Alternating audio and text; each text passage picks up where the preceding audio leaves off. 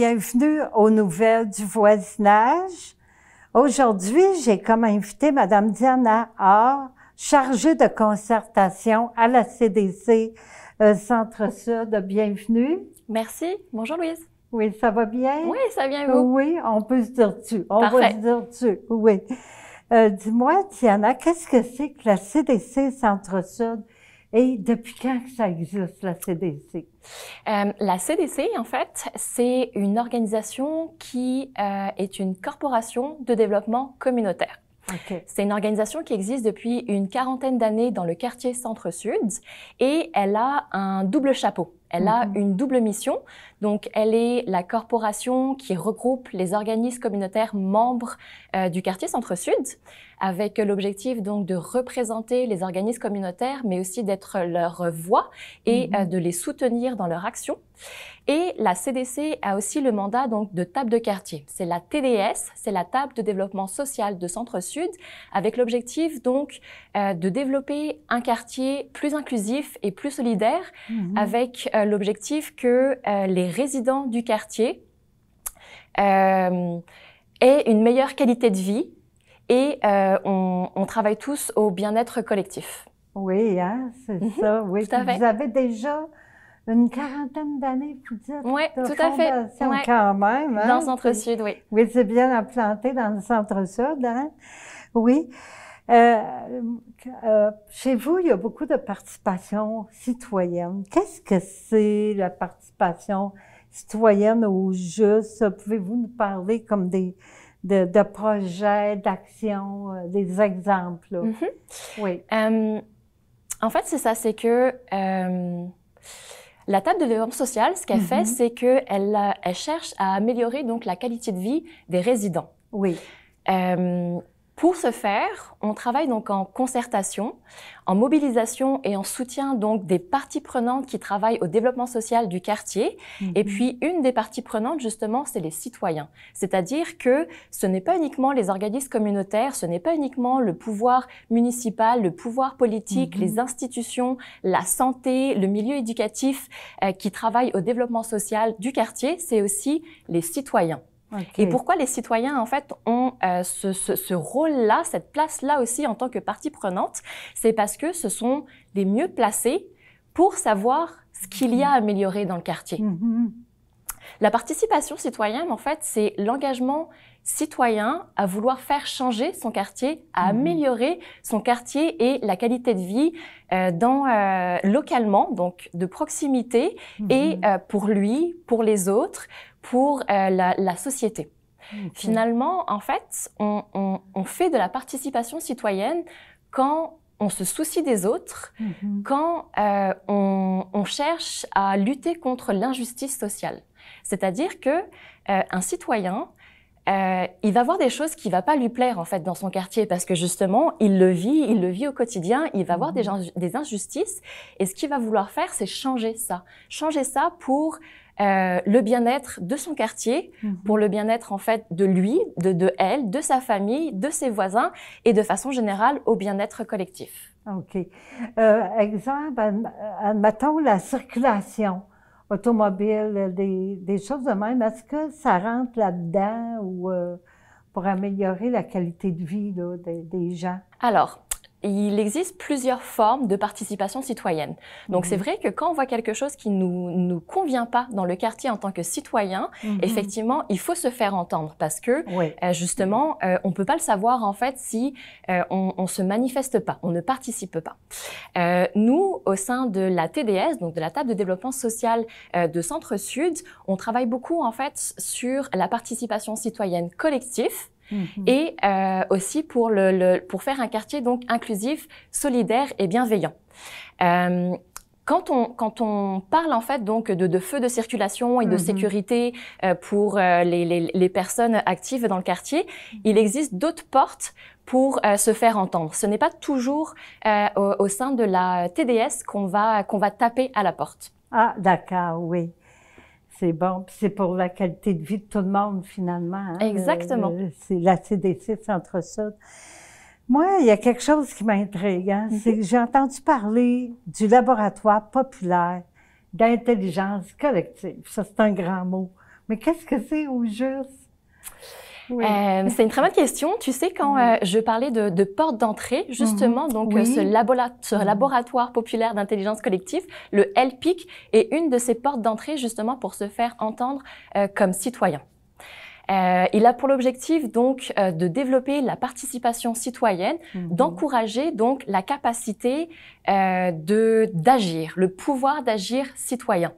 On ne naît pas citoyen, on apprend en fait à le devenir et ce laboratoire populaire d'intelligence collective a cet objectif-là, de faire naître cette envie de s'engager dans son quartier, cette envie donc de changer la qualité de vie de son quartier dans des projets collectifs et dans des projets qui a pour but donc d'améliorer le bien-être collectif. Oui, justement, ça va être quoi les prochains événements qui vont se tenir à la CDC? Oui, un des prochains projets pour le LPIC, donc de la CDC Centre-Sud, ça va être justement un atelier le jeudi 6 mai à 18h pour outiller les citoyens à mieux comprendre le pouvoir municipal. C'est vraiment avec l'idée de démystifier cette bébelle-là pour pouvoir justement s'outiller en tant que citoyen. Ça, c'est une des prochaines activités qu'on va avoir, mais il existe aussi d'autres volets au laboratoire populaire d'intelligence collective et notamment donc le soupe local. Le soupe local, le prochain événement est le mardi 15 juin à 18h et le soupe local est aussi donc une de ces portes d'entrée pour se faire entendre en tant que citoyen dans le quartier Centre-Sud. Oui. Qu'est-ce que c'est au juste la soupe locale puis comment ça fonctionne? Ben, tu vois, l'objectif en fait du LPIC, c'est de soutenir les projets citoyens, d'accompagner les citoyens dans la création de projets et aussi donc d'outiller les citoyens à prendre leur place dans le quartier. Le soupe local Centre-Sud est vraiment notre volet donc de soutien à l'initiative citoyenne, c'est-à-dire que c'est une formule et un événement qui permet aux citoyens de faire connaître leurs idées, leurs initiatives, les projets qu'ils veulent lancer dans le quartier. Ce qui est intéressant aussi dans cette activité de soupe locale, c'est que il y a donc les personnes qui proposent des projets, mais il n'y a pas que ça. Il y a aussi les participants qui, eux, ont le pouvoir donc de voter pour le projet qu'ils veulent voir le plus arriver dans le quartier. Et c'est là où c'est intéressant parce que on a les citoyens qui se mettent en avant donc avec les idées et les projets qu'ils veulent faire arriver dans le quartier, mais il y a aussi les participants qui exercent donc leur pouvoir démocratique et leur pouvoir donc de participation citoyenne. Et tout ça, ça se passe donc autour du bonne soupe à déguster. Ah oui, oui. L'idée, c'est vraiment d'être dans un moment convivial, chaleureux et d'apprendre à un peu mieux connaître donc ses voisins. Avec la pandémie, ça se fait donc sur Zoom et en virtuel, mais on espère peut-être que cet été, pour le prochain mardi 15 juin, on pourra peut-être le faire en extérieur. On croise les doigts pour ça. Oui, hein. Là, présentement, vu que moi, j'étais déjà allée il y a quelques années, là, c'était sur place dans les locaux, hein. On était plusieurs, puis les gens qui proposaient leurs projets. Maintenant, avec la pandémie, c'est par Zoom, mais comment que ça fonctionne pour la soupe? Parce que là, les gens dégustent une soupe, mais quand ils sont de la maison, comment ça fonctionne? Mais on a essayé justement de garder ce côté convivial et ce qu'on fait, c'est qu'on va livrer les soupes tout simplement. Donc ça se fait sur inscription pour avoir donc les coordonnées de la personne et après on va tout simplement faire le service de livraison et on se retrouve donc tous à la même heure à 18h pour découvrir les projets et pour souper ensemble. Oui, puis pour voter, c'est pour les gens là, qui veulent participer à ça, qui soumettent des projets, c'est quoi les avantages pour eux autres? C'est ceux qui ont remporté le plus de votes que le projet se développe dans le quartier ou... Pour proposer un projet, en fait, Ouais. c'est simple, c'est n'importe qui peut proposer un projet Ouais. qui a pour ambition donc d'améliorer la qualité de vie des résidents. Pour ça, c'est vraiment, faut juste tout simplement nous contacter par courriel OK. et par la suite, on vous accompagne justement pour structurer toute la présentation du projet. OK. Pour le vote des participants, c'est quelque chose qu'on fait en fait ensemble lors de l'événement sur Zoom. Et puis l'idée finalement, c'est aux participants, c'est de voir en fait si tel ou tel projet a plus d'intérêt pour la communauté. Ah bon. Exactement, c'est ça l'avantage en fait pour l'un et pour les autres, c'est pour vraiment pour faire entendre leur voix sur un projet qu'ils veulent voir arriver dans le quartier. OK. Puis ceux que leur projet n'a pas été voté, est-ce qu'ils peuvent revenir le représenter plus tard à un autre moment, leur projet dans le quartier? Tout à fait, oui. Oui, ça c'est ouvert, là. Ah oui, bien sûr, ouais, tout à fait, parce que tous les projets en fait sont pertinents. Ça ne veut pas dire qu'à une fois en fait lors d'un événement, on a préféré que les participants, la communauté qui était là ce jour-ci préférait tel projet, que la prochaine fois ça sera pas le cas. Ça serait peut-être eux qui vont gagner donc la cagnotte financière. Ah bon, il y a une cagnotte financière. Oui, ouais, tout à fait, exactement, là. avec l'idée d'encourager en fait les citoyens et les porteurs de projets qui présentent des projets. Ah bon, fait que c'est comme ça que ça fonctionne. Oui.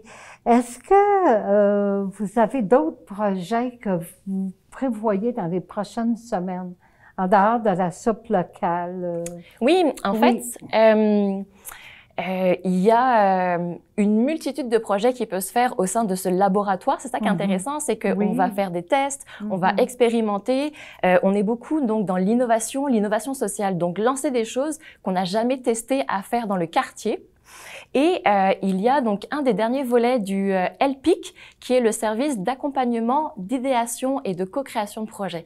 Ça veut dire quoi? Ça veut dire que en tant que citoyen, s'il y a un projet qu'on veut voir arriver dans le quartier, mais qu'on ne sait pas comment faire, eh ben, faut tout simplement nous contacter parce que nous, on est là justement pour accompagner les citoyens et accompagner les projets dans la réalisation. Oui, hein, c'est ça. Hein, c'est intéressant. Oui.